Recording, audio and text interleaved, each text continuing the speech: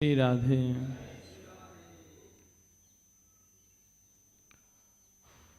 बाबा महाराज कुछ थके हुए हैं, इसलिए आप भक्तों के बीच में सेवा करने का आदेश हुआ। आप लोग कृपा करें। करनी बिन कथनी करे, अज्ञानी दिन रात। कूकर जो भूसत फिरे, सुनी सुनाई बात। कथनी करनी जिनकी एक होती है, जिनके जीवन में भजन है, जिनके जीवन में नाम निष्ठा है, भक्तों की सेवा के प्रति निष्ठा है, धाम निष्ठा है, वो निष्ठावान लोग जब सत्संग कराते हैं,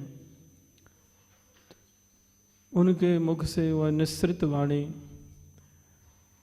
अन्य लोगों के हृदय में भी निष्ठा पैदा करने वाली होती है। एक प्राथमिक विद्यालय का अध्यापक वह एमए वाले क्लास को क्या पढ़ा पाएगा। तो यहाँ बाबा के जितने सत्संगी ये साधक लोग हैं, सब उच्च श्रेणी के साधक हैं, उत्तम श्रेणी के श्रोता हैं, और जिनके जीवन में भजन है, भजन की सुगंध है, और अपने भजन के माध्यम से अन्य जीवों पर भी कृपा कर रहे हैं। परमार्थ भी उनके जीवन में है, परहित है, संयम है, सदाचार है। ऐसे लोग अवश्य भगवान की कृपा प्राप्त करते हैं। भगवान ने गीता जी में कहा, संनिमेन्द्रिय ग्रामम सर्वत्र समबुद्धय ते प्राप्नुवन्ति मामेव सर्वभूत हिते रता। ते प्राप्नुवन्ति मामेव। ते के कौन मुझको प्राप्त करता है? बोले जिनके जीवन में संयम है, समता है और परहित है। सम नियमेन्द्रिय ग्रामम, ग्राम माने समूह, जिनका इंद्रिय समूह, प्रत्येक इंद्रिय कृष्णोन्मुखी है, कृष्ण भजन में लगी हुई है, जिनकी इंद्रियों से नित्य सात्विक आहार होता है, वो लोग भगवान की कृपा के अधिकारी हैं। ऐसा नहीं कि मुख से ही आहार होता है, आंख से भी आहार, रूप का आहार करती है आंख, कान शब्द सुनता है। तो शुद्ध और अशुद्ध दो भेद हो गए। भगवान का दर्शन आंख से किया, भगवत प्रेमी संतों का दर्शन नेत्रों से किया, भगवत लीला भूमि का दर्शन किया, भगवत धाम का, भगवत विग्रह का दर्शन किया, तो ये नेत्र के द्वारा सात्विक आहार हो गया। कर्णेंद्रिय के द्वारा भगवत चर्चा सुनी, भगवन नाम संकीर्तन सुना, भगवत भक्तों का यश सुना, भगवत भक्तों के भक्त जो दासानुदास हैं उनकी चर्चा सुनी। तो यह कानों के द्वारा शुद्ध आहार हो गया, और कानों के द्वारा कृष्ण से इतर चर्चा सुना, यह अशुद्ध आहार हो गया कान का। भगवत भाव न रख करके, व्यक्ति भाव रख करके, जड़ बुद्धि के द्वारा, भेद बुद्धि के द्वारा संसार को देखा, आंखों से द्वेष की दृष्टि से किसी को देखा, आसक्ति की दृष्टि से किसी को देखा, यह आंख का अशुद्ध आहार हो गया। कोई भक्त है, उसमें भगवत भाव करके दर्शन किया, कोई माता है, श्री जी का भाव किया, भगवती का भाव किया, यह नेत्रों से शुद्ध आहार हो गया। ऐसी जुआ से भगवत प्रसाद लिया, वैष्णवों की उच्छिष्ट लिया, वह शुद्ध आहार हो गया। और बिना भगवत भोग लगाए पा लिया, शुद्ध आहार नहीं पाया, यह अशुद्ध भोजन, अशुद्ध आहार हो गया। जीवा के द्वारा, रसनेन्द्रिय के द्वारा भोजन हित भुक, रित भुक, मित भुक, तीन बातों का ध्यान रखना चाहिए प्रसाद में साधक का। हित भुक स्वास्थ्य के लिए अनुकूल हो, मित भुक अल्पाहार, अत्याहार साधन में साधकों के लिए बाधक है। जो ऊर्जा भजन चिंतन में लगती है वह फिर भोजन पचाने में लग जाती है, तामस आ जाता है, निद्रा आदि विक्षेप आने लगते हैं। इसलिए महात्माओं को देखा होगा, एक बार पाएंगे, दो बार भी पाएंगे तो अल्पाहार लेते हैं। अत्याहार भजन में बाधक है, चित्तवृत्तियों में तामस पैदा करता है। तो हित भुक, मित भुक, रित भुक, शुद्ध कमाई का, जैसे ब्रज में महात्मा लोग ब्रजवासियों के घर जाकर के टुकड़े ले आते हैं, शुद्ध किसानों का अन्न पाते हैं, भजन बनता है। और कोई इधर उधर से अन्याय पूर्वक धनार्जन करके और साधु सेवा करता है, खिलाता पिलाता है, तो उस अन्न के द्वारा चित्त में विक्षेप पैदा होते हैं, भजन में तत्परता नहीं होती। इसीलिए महात्मा लोग बचते हैं कि कहीं अशुद्ध आहार ना हो। जैसा आहार करता है मनुष्य, वैसा ही मन की वृत्तियां बन जाती हैं। तो सबसे पहले इस इंद्रियों का संयम, और दूसरा समता, भगवत भाव से सर्वत्र भगवत दृष्टि रख करके सबसे प्रेम करना। अहम सर्वेषु भूतेषु भूतात्मावस्थिता सदा तम वज्ञाय माम अर्त्य कुर्ते अर्चा विडम्बनम। भगवान कपिल कहते हैं, मैं सब प्राणियों में आत्मा के रूप में हूं, और उन प्राणियों की अवज्ञा करके कोई मेरी पूजा करता है, आराधना करता है, कुर्ते अर्चा विडम्बनम, वह अर्चा पूजन ढोंग है, वास्तविक पूजा नहीं है। तो सर्वत्र भगवत दृष्टि हो जाना। और तीसरा सर्वभूत हिते रता, समस्त प्राणियों के हित में जो रत है, ते प्राप्नवन्ति मामेव, वे ही, ते एव निश्चयार्थक है, एव अव्यय, वो ही मुझको प्राप्त होते हैं। अन्य लोग नहीं होंगे जिनके जीवन में संयम नहीं है, जिनके जीवन में समता नहीं है, जिनके जीवन में परहित नहीं है, उनको भगवान नहीं मिलते। बोले सबसे बड़ा परहित क्या है? भगवान की आराधना। इससे स्वयं का भी हित होता है, सारे संसार का हित होता है, मंगल होता है।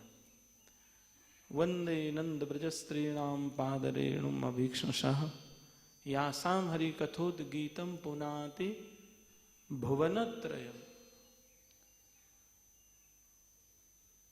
उन ब्रज गोपियों को प्रणाम करते हैं जिनके उद्गीत के द्वारा, भगवत गुणानुवाद करने से त्रिलोकी पवित्र हो गया। भक्त जब प्रेम से गाता है, प्रेम से अपने प्रभु का यश गाता है, उनके गुणों को गाता है, तो त्रिलोकी पवित्र हो जाता है। जिस स्थान पर वह रहता है वह स्थान चिन्मय हो जाता है। जहां भगवत यश होता है वहां भगवान निवास करते हैं। जहां जहां भी भगवान की कथाएं हुई वो तीर्थ बन गए। जैसे नैमिषारण्य क्षेत्र में लोग जाते हैं, क्यों? वहां 88,000 ऋषियों ने सत्संग किया, भगवत चर्चा सुनी। आज वो सबके लिए प्रणम्य है, पूज्य है, सब लोग जाके वहां निवास करते हैं, आज भी सत्संग सुनते हैं। आपके सुखताल लोग जाते हैं, वहां सत्संग हुआ, सुखदेव जी ने परीक्षित को कथा सुनाई, आज भी लोग उस भूमि की पूजा करते हैं। तो संसार का हित किया उन महापुरुषों ने। जहां जहां भी अन्य भी महापुरुषों ने रह करके थोड़े दिन भी भजन किया है, वह भूमि पूज्या हो जाती है। कुलम पवित्रम जननी कृतार्था वसुंधरापन पुण्यवती चयेन अपार सच्चित सुख सागरे लीनम यस्य चेता। जिसका चित्त भगवान में लगा है, बोले उसका कुल पवित्र हो गया। जननी कृतार्था, जिस माँ ने उसको जन्म दिया है उस माँ का मातृत्व सार्थक हो गया। और जिस भूमि पर जन्म लिया है वह भूमि भी पुण्य भूमि हो गई। मोदन्ते पितरो, पितृश्वर उसके मुदित होते हैं, आनंदित होते हैं कि अब हमारे कुल में कोई भजन करने वाला हो गया, अब हमारा उद्धार हो जाए। ये सत्य बात है। महाराज बेन अपने पाप कर्मों के द्वारा नरक चले गए थे, लेकिन पृथु जी महाराज ने प्रजा को सुख दिया, धर्म का उपदेश किया, परहित किया, प्रजा को संयम सिखाया, समता सिखाई, सदाचार सिखाया। बड़ा सुंदर उपदेश दिया है कि तुम लोग अपने स्वार्थ की सिद्धि कर लो। सब लोग स्वार्थ सिद्धि क्या है? बोले कृष्ण भजन कर लो इस जीवन में, यही सबसे बड़ा स्वार्थ है। तो हम लोग सच्चे स्वार्थी और सच्चे परमार्थी बिना कृष्ण भजन के नहीं हो सकते। सच्चे परमार्थी बिना कृष्ण भजन के नहीं हो सकते। सच्चा परहित बिना भगवत भजन के नहीं हो सकता।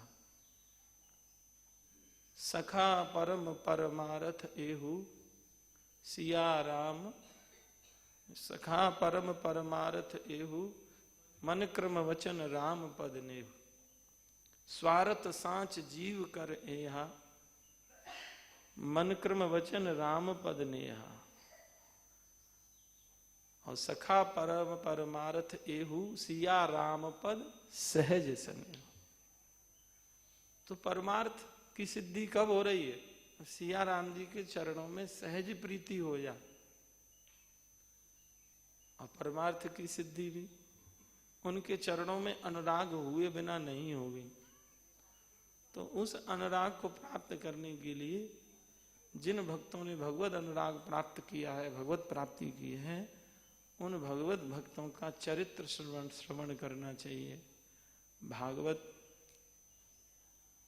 और भगवान, भागवत माने भगवान भी होता है और भागवत माने भक्त भी होता है। भक्त और भगवान, इन दोनों के चरित्रों को सुना जाए तो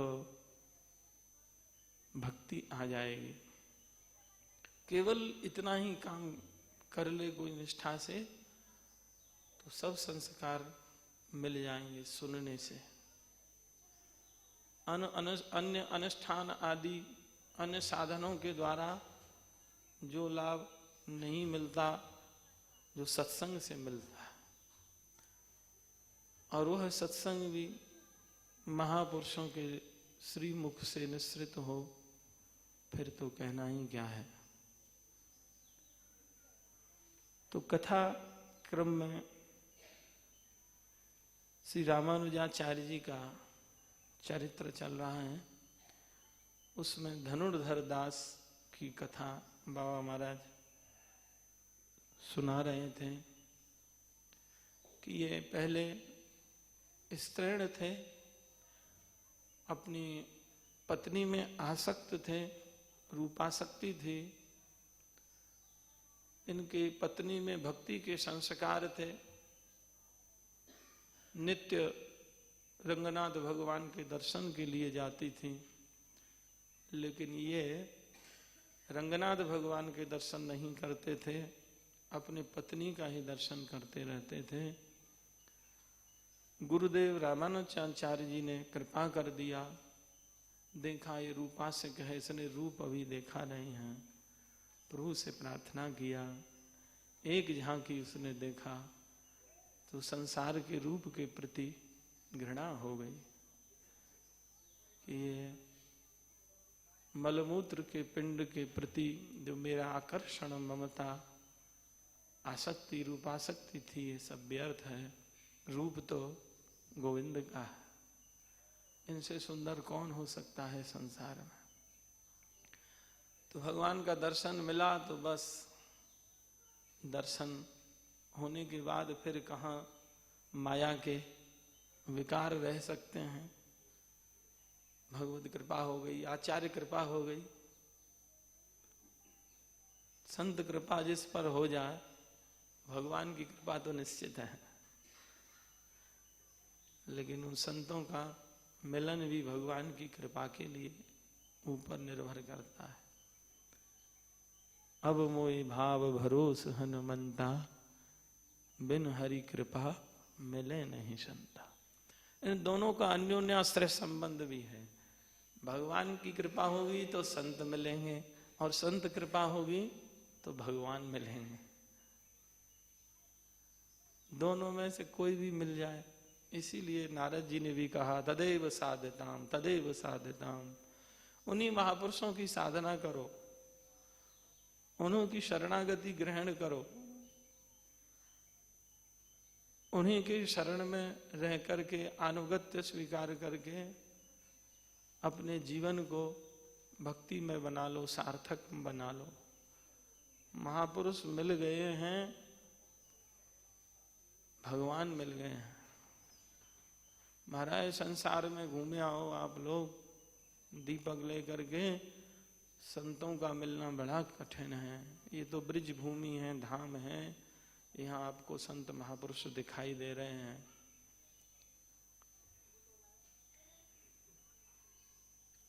वेशधारी तो बहुत मिल जाएंगे, लेकिन जिनका हृदय संत हो, भगवत भजन परायण हो, ऐसे संतों का मिलना बड़ा दुर्लभ है, ऐसे गुरुजनों का मिलना बड़ा दुर्लभ है। गुरवो बहवः सन्ति शिष्य वित्तापहारका, तमेकम दुर्लभम मन्ये शिष्य हृत्तापहारका। ऐसे गुरु महात्मा लोग तो बहुत मिलेंगे जो शिष्यों के धन को हरण करते हैं। पूजा करो, पाठ करो, चेला चेताओ, एक शब्द चलता है चेताओ, भगत चेताओ। भगत चेताओ माने अर्थ आना चाहिए, लेकिन वो ऐसा एक महात्मा वो बहुत दुर्लभ है। बोले कौन महात्मा? बोले शिष्य हृत्तापहारका, तमेकम दुर्लभम मन्ये शिष्य हृत्तापहारका। जो शिष्य के हृदय के ताप को, ताप साप संताप को नष्ट कर दे, हृदय में भगवत प्रीति जगा दे, वह संत बड़ा दुर्लभ। संत वही जो हरि मिलावे, संत वही जो नाम बतावे, संत वही जो धाम बसावे, इन करनी बिन संत न कहावे। धाम से प्रीति कराए, नाम से प्रीति कराए, कथा से प्रीति कराए, संतों से प्रीति कराए, संत सेवा बताए, वह संत। तो धनुर्दास जैसे रूपासक्त व्यक्ति को महापुरुष का दर्शन, संत संग मिला तो महाराज भगवान का दर्शन हो गया। भगवान के भक्तों का मिलना, महापुरुषों का मिलना, ये भगवत प्राप्ति ही है। तस्मिन् जने भेदा भावात् नारद जी कह रहे हैं, स्वयं भगवान नारद, कि भगवान में और भगवान के जनों में भेद मत समझना। भगवान ही महापुरुष रूप में आते हैं, हम जीवों पर कृपा करते हैं। श्री बाबा महाराज कहते हैं कि भगवान ने कृपा का विभाग संतों को दे रखा है। जैसे विभाग सौंपते हैं ना लोग, ये भाई सिंचाई विभाग इसके लिए है, विद्युत विभाग दूसरे मंत्री के लिए है, ऐसे इंद्र को सिंचाई विभाग भगवान ने दे रखा है, सूर्य को प्रकाश का विभाग दे रखा। ऐसे ही संतों को भगवान ने कृपा का विभाग सौंप रखा है। संत जिस पर कृपा करेंगे उस पर गोविंद कृपा करेंगे। इसीलिए भगवत कृपा का एक नाम है महद पुरुष हृदय गामिनी। जैसे रेलगाड़ी लौह पथ गामिनी, लोहे के पथ पर दौड़ती है, इसलिए उसको लौह पथ गामिनी कहते हैं। और भगवत कृपा महापुरुषों के हृदय में बैठ करके दौड़ती है। श्याम कृपा बिन साधु संग बिन कहो कोने गति पाई। भगवत कृपा और साधु संग के बिना किसने भक्ति पाई। तो धनुर्धर दास जी परम प्रिय शिष्य हुए। यहां तक कि कावेरी जी स्नान के लिए जाते तो धनुर्धर दास के कंधे पर हाथ रख करके जाते थे। सर्वस्व अपने गुरुदेव को अर्पित कर दिया।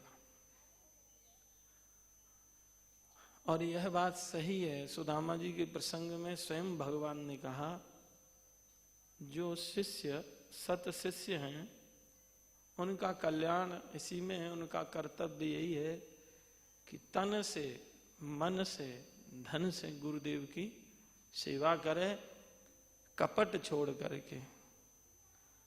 कपट रहेगा तो सेवा का लाभ नहीं मिलेगा, वहां भी हम लोग चालाकी करेंगे। साधु संग से, नाम जप से, कीर्तन से, सत्संग से लाभ नहीं मिल रहा है, इसका माने कहीं कपट है। कपट छोड़ करके जो साधन करते हैं वो लोग बहुत आगे बढ़ जाते हैं। हम लोगों को केवल अहम ही हाथ लगता है कि हम 10 वर्ष से यहाँ भजन कर रहे हैं, 10 वर्ष से साधन कर रहे हैं, यह कैसे आगे बढ़ जाएगा। वह बढ़ जाएगा। उसकी निष्ठा है, वह उसको आगे बढ़ा देती है। कपट छोड़ करके जो साधन कर रहा है वह आगे बढ़ जाता है। कपट भगवान को प्रिय है नहीं।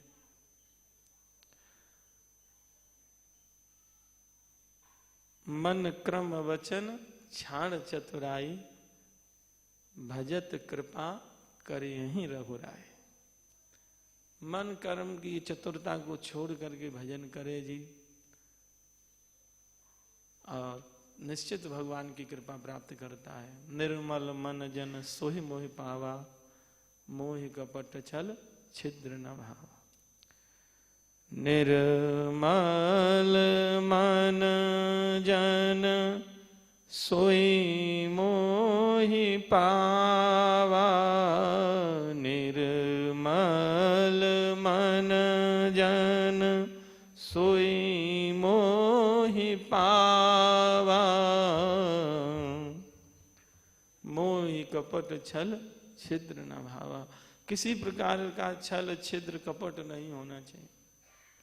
बाबा एक इस विषय में सुनाते हैं, मणि स्पर्श न्याय। साधक सत्संग कर रहा है, भजन कर रहा है, नाम जप कर रहा है, परिक्रमा कर रहा है, धाम वास कर रहा है, फिर भी उत्तरोत्तर वृद्धि नहीं हो रही है, प्रेम नहीं मिल रहा है। तो उसका कारण क्या है? बोले कहीं ना कहीं कपट की खटाई है। निश्चित कपट है, जाने ना जाने हम लोग। और कपट को भी छिपाने के लिए हम लोग कपट करते हैं। तो इस विषय में एक न्याय सुनाते हैं बाबा, मणि स्पर्श न्याय।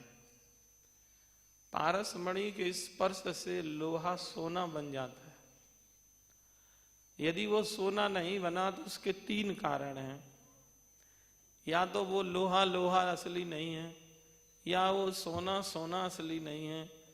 सोना भी असली है, लोहा भी शुद्ध है, तो बीच में कुछ अंतराल है, कपट है, उनका संपर्क ठीक से नहीं हो रहा। यानी महापुरुष मिल गया, सोना है शुद्ध, लेकिन फिर भी लाभ नहीं मिल रहा है। तो बोले जो साधक हैं उनके हृदय में कहीं ना कहीं कपट है, गड़बड़ी है। बोले उसमें भी गड़बड़ी नहीं, पूर्ण श्रद्धा है, विश्वास है, तो बोले कहीं कपट है, संपर्क ठीक से नहीं हो पा रहा है। शरणागति प्रपन्नता में, प्रपत्ति में कहीं ना कहीं बालवर भी अंतराल रहेगा, तो वह लाभ नहीं मिल पाएगा। इसलिए हम लोगों को सावधान रहना चाहिए। हरि गुरु सो साचो रहे, संतन में सद्भाव, दुनिया में ऐसो रहे जैसो जाको भाव। हरि गुरु संतों से कभी कपट ना करे।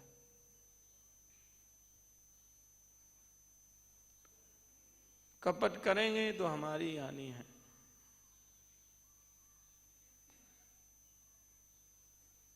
और कपट छोड़ करके आराधना करेंगे, साधन करेंगे, तो बहुत जल्दी आगे बढ़ जाएंगे। निष्कपट भाव से धनुर्दास की जो स्थिति थी बताया, गुरुदेव को मेरी आसक्ति है, रूपासक्ति, छिपाया नहीं, कृपा कर दिया। संत ये थोड़े देखते हैं कि कितने दिन का ये अपराधी है, न भगवान की कृपा देखती है, न पारसमणि देखता है कि कब का लोहा है, बस छुआ नहीं और सोना बना नहीं। सूर्य प्रकाश उदित होता है तो अंधकार, चाहे वो रात्रि भर का है चाहे 10 रात्रि का है, जो ही किरण जाएगी कमरा खुला तुरंत अंधकार भाग जाए। तो जिस समय स्वामी जी रामानुजाचार्य संपूर्ण देश में वैष्णव धर्म का प्रचार करने के लिए संकल्प किए थे, उन्हीं दिनों चोल देश में कट्टर शैवपंथी लोग शैव धर्म का प्रचार कर रहे थे। वहां का कट्टर शैव राजा था कोलतुंग। ये शैव धर्म का प्रचार करने के लिए कटिबद्ध था और अपने मत का प्रचार करने के लिए इसने निश्चय किया कि रामानुजाचार्य जी को यदि मैं शैव बना देता हूं तो फिर संपूर्ण पृथ्वी को शैव बना दूंगा। और फिर कोई भी बाधा नहीं रहेगी हमारे धर्म के प्रचार में, बस यही बाधक हैं। तो इसने रामानुजाचार्य जी को बुलवाने के लिए राज कर्मचारी भेजे कि आपको राजा ने बुलाया है। रामानुजाचार्य जी तो बेचारे साधु स्वभाव बस जाने को तैयार हो गए, लेकिन जब यह समाचार कुरेश स्वामी को मिला, इनके शिष्य थे, तो स्वामी जी से निवेदन किया, प्रभु राजा बड़ा दुष्ट है और हम सब के एकमात्र आप ही आश्रय हैं, आपका जाना वहां उचित नहीं है।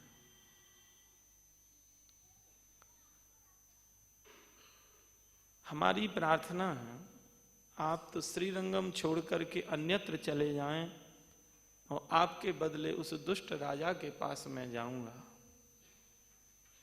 यह बात मान ली गुरुदेव ने कुरेश स्वामी की प्रार्थना। इससे यह शिक्षा भी लेनी चाहिए, जो संतों की सेवा में रहते हैं, महापुरुषों की सेवा में रहते हैं, उनको हमेशा सावधान रहना चाहिए सेवा में, कि कोई गुरुदेव को कष्ट ना हो।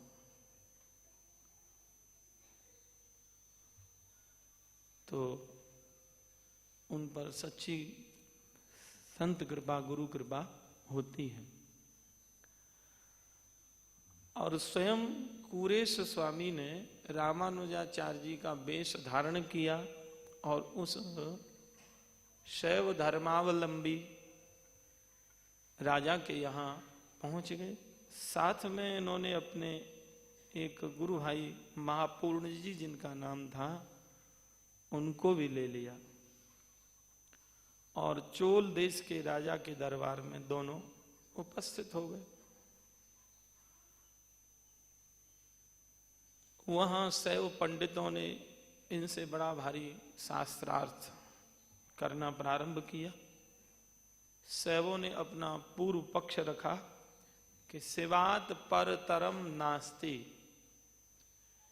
कहते हैं शिव से बढ़कर के कोई श्रेष्ठ नहीं है।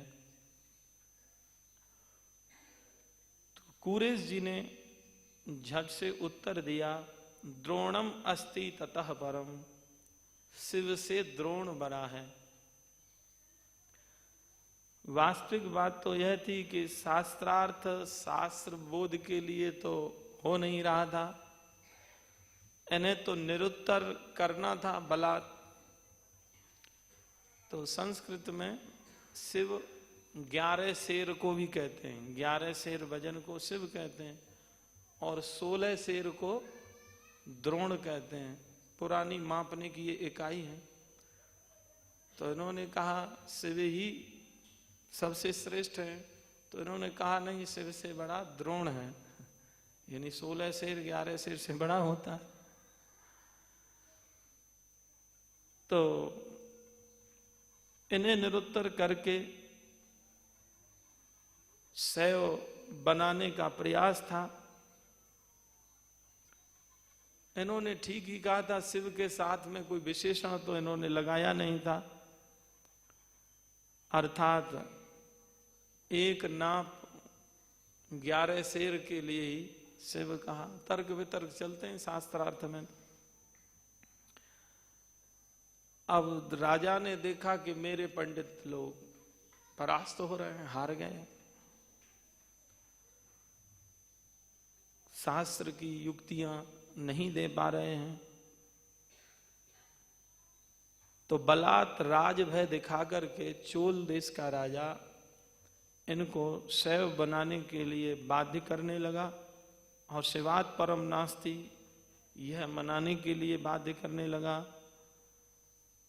किंतु जब ये राजा की बात मानने के लिए बिल्कुल तैयार नहीं हुए तो उस दुष्ट राजा ने कुपित होकर के दोनों वैष्णवों के आंखों को निकलवा दिया। फिर भी शांत चित्त रहे, क्रोध उनको नहीं आया, बल्कि राजा की मंगल कामना कर रहे हैं। ये संतों का हृदय है, साफ वाप नहीं दिए। वही उमा संत की यही बड़ाई, मंद करत जो करें भलाई।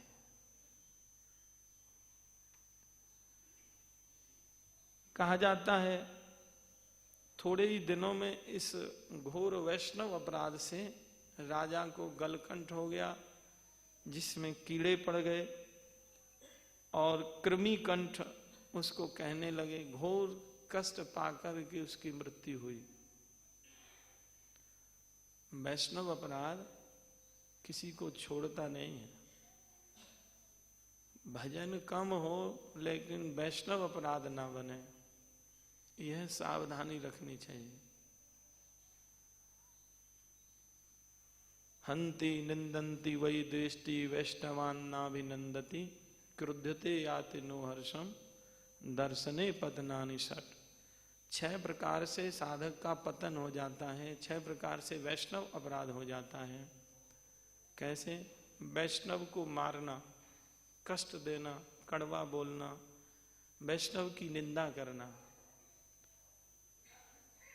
बचना चाहिए, कभी भी तुरंत हट जाओ वहां से, इसी में लाभ है। और हम लोग घंटे बैठ के किसी भक्त की कोई चुगली कर रहा है और बड़े आनंद से सुन रहे हैं, नहीं सुनना चाहिए। ऐसे लोगों के पास बैठो ही मत, नहीं तो भक्ति नष्ट हो जाएगी। वही बाबा महाराज कहते हैं किसी पहलवान ने 25 साल तक खूब दूध घी मेवा खा करके शरीर को पुष्ट किया और थोड़ा सा विष खा लिया तो शरीर नष्ट हो गया, सब खाना पीना बर्बाद। तुमने जो भी भजन किया, सुकृत किया, वह साधु अपराध, साधु निंदा से नष्ट हो जाता है उस विष की तरह। विष अधिक प्रभावशाली होता है। सत्संग अमृत है, धीरे धीरे लाभ होगा, धीरे धीरे निष्ठा प्राप्त होगी। लेकिन ये निंदा और अश्रद्धा कराने वाले लोग विष का काम करते हैं, लोगों की अश्रद्धा करा देते हैं। वैष्णव के प्रति, संतों के प्रति ये सबसे बड़ी हानि है, सबसे बड़ा अपराध है। अरे श्रद्धा तो सर्वत्र करनी है, और उसमें भी तुम वैष्णव में अश्रद्धा करा रहे हो, कितना बड़ा यह अपराध है। श्रद्धा माने श्रुत निरुक्त में सत्य को कहते हैं, सत्य को धारण करना ही श्रद्धा है। अर्थात गुरु वेदांत वाक्येषु विश्वास इति श्रद्धा। तुमने किसी के विश्वास को हटा दिया, नष्ट कर दिया, यह सबसे बड़ा वैष्णव अपराध है। तो निंदा से बचो। यही बात गोकर्ण जी महाराज ने अपने पिता आत्मदेव को कही कि तुम भजन तो करोगे, धर्मम भजस सततम त्यज लोक धर्मान अन्यस्य दोष गुण चिंतन आसु मुक्त। आसु माने शीघ्र ही दूसरों के गुण दोष दर्शन छोड़ना, तब भजन में प्रवृत्त होना। दोष देखने की आदत ही है तो अपने दोष देखना चाहिए, और गुण देखने का स्वभाव ही है तो दूसरों में गुण देखो। ऐसा गुण भी मत देखो जो आसक्ति पैदा कर दे।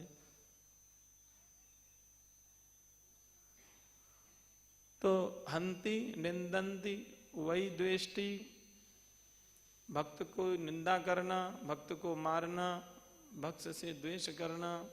हंति निंदंती वही द्वेष्टि वैष्णवान ना विनंदती, वैष्णव को अभिनंदन न करना। कोई संत महात्मा भक्त आ रहे हैं, नमन करना चाहिए, प्रणाम करना चाहिए, उससे दैन्य आ जाएगा, और दैन्य भगवान की कृपा का हेतु है। सिर आखिर आएगा किस काम में? ये तो बार बार भागवत में नलकुवर मणिग्रीव ने भी स्तुति में कहा कि मेरा मस्तक आपके भक्तों और आपके चरणों में झुका रहे हैं। वाणी गुणान कथने श्रवणौ कथाया, मेरी वाणी आपके गुणानवाद में लग जाए। श्रवणौ कथायाम, इन कानों से मैं आपकी कथा सुनूं, मेरे कान आपकी कथा में लग जाए। हस्तौ च कर्मसु, हाथ आपकी सेवा में लग जाए।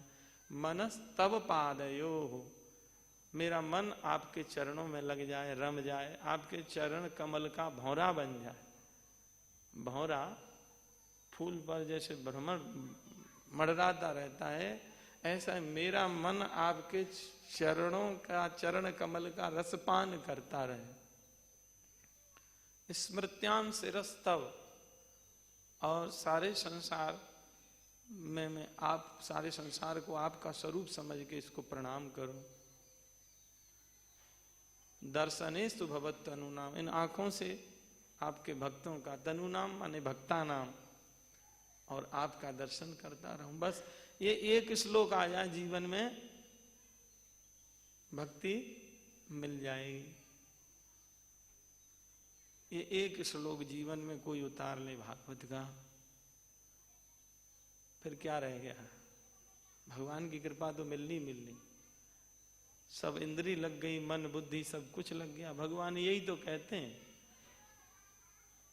धन संपत्ति, धन का समर्पण, शरीर को सेवा में लगाया, ठीक है, लेकिन भगवान और इससे आगे की बात कहते हैं, मय्येव मन आधत्स्व मयि बुद्धिम निवेशय। तुम अपनी बुद्धि को और मन को मुझ में लगाओ। जो वास्तविक चीज है वह देते नहीं है, मन से संसार का चिंतन करते हैं, बुद्धि को भी संसार में लगाते हैं, भगवान के चिंतन में, सदग्रंथ चिंतन में, मनन में नहीं लगाते।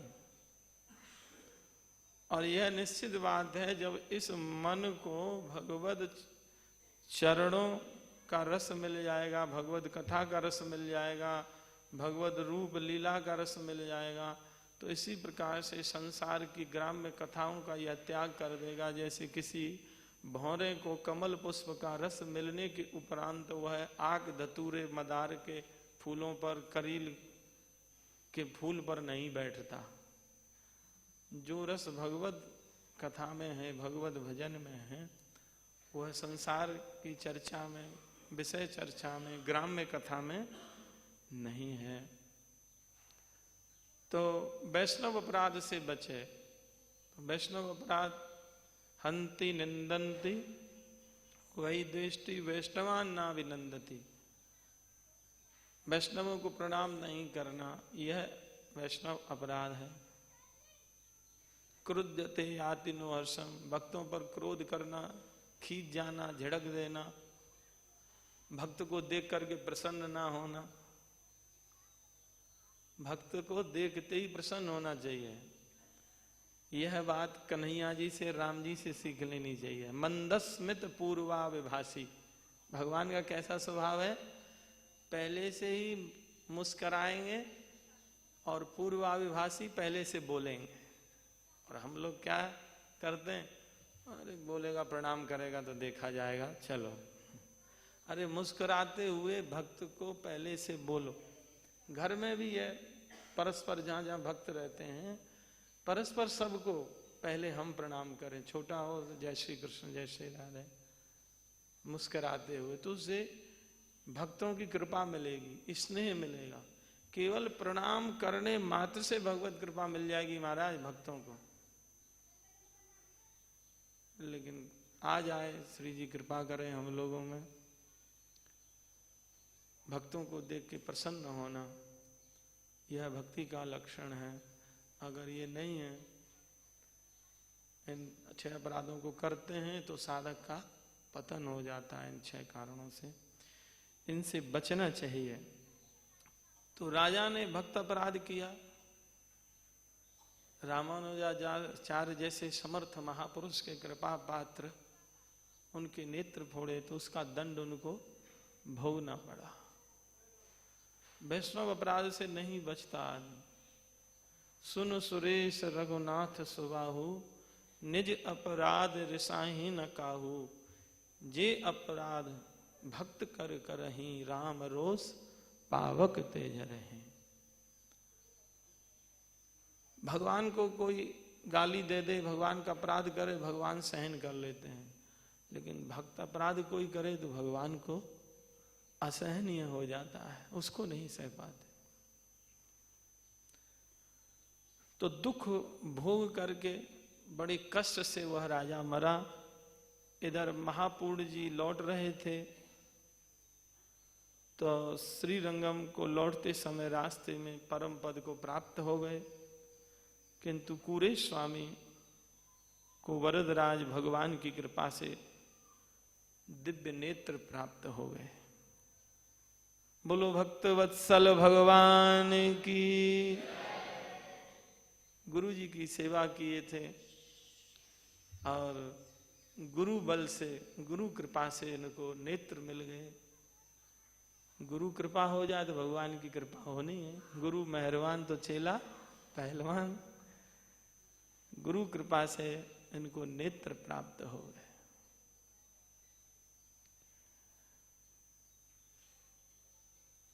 वह दुष्ट चोल नरेश के कुचक्र से बचने के लिए रामानुजाचार्य जी श्रीरंगम छोड़ करके मैसूर की ओर चले गए थे।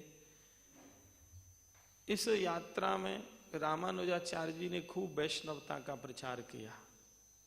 रास्ते में महात्मा लोग जहां जहां भी जाते हैं प्रचार करते हैं।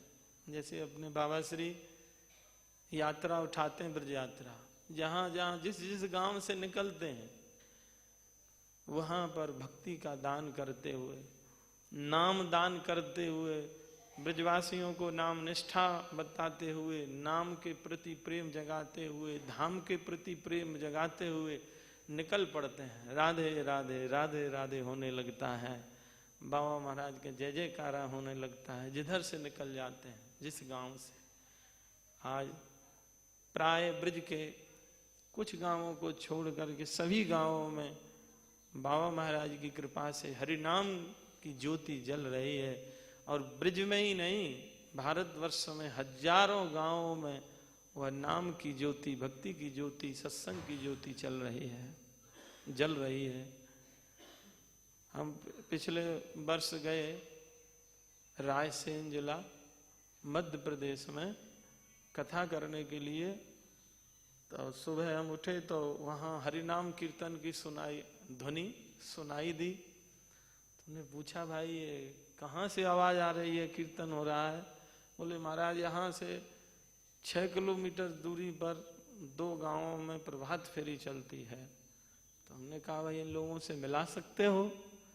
बोले हाँ महाराज, ये अपने आप ही आएंगे कथा में, आपके यहाँ सत्संग में। आए, मिला। हमने पूछा, भाई आपने प्रभात फेरी कैसे शुरू की, किसने शुरू कराया? बोले महाराज हम ब्रज यात्रा करने गए थे, बरसाने वाले से बाबा महाराज की यात्रा में गए। बाबा ने कहा था सब लोग अपने अपने गांव में घरों में हरि कीर्तन करना। तो हम लोगों ने जिस दिन से यात्रा से आए हैं, यह 5 साल से हमारी प्रभात फेरी अनवरत चल रही है, और जिसमें हम करीब 35 महिलाएं और 8-10 पुरुष जाते हैं। ऐसे ही दूसरे गांव। तो उनकी निष्ठा से, बाबा महाराज की कृपा से गांव गांव में, भारतवर्ष में अनेक नगरों में हरि नाम चल रहा है, उनके संकल्प से और उनकी कृपा से बहुत प्रचार हो रहा है। जितने भी यात्री आते हैं उनमें से कम 80-90% लोग संकल्प करके जाते हैं और अपने अपने गांवों में हरि नाम की ज्योति जलाते हैं। बाबा का तो बस एक ही धुन लगी हुई है। जो भी आता है उससे कहते हैं भैया हरि नाम करो, भैया अपने घर में कीर्तन करो, भैया गांव में हरि नाम चलाओ। और हरि नाम नहीं है तो जीना ही व्यर्थ है। हरि नाम नहीं तो जीना क्या, अमृत है हरि नाम जगत में, छोड़ विषय रस पीना क्या। काल सदा अपने रंग डोले, ना जाने कब सिर चढ़ बोले।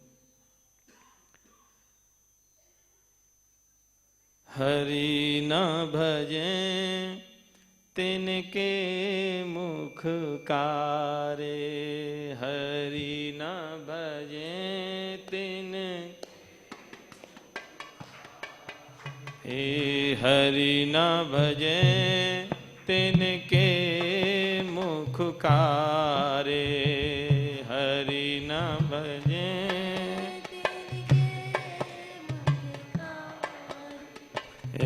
विषयन को रस पियत प्रेम सो, विषयन को रस नाम सुधारस लागत खारे, नाम सुधारस लागे। हरि न भजे तिनके मुख कारे, हरि न भजे तिनके मुख कारे। श्री भागवत सुन्यो नहीं कबहू, श्री भागवत सुन्यो न कबहू। कोटिक जन्म पाप के मारे, कोटिक जन्म पाप दे काटे। हरि न भजे तिनके मुख कारे, हरि न भजे तिनके मुख कारे। सूरदास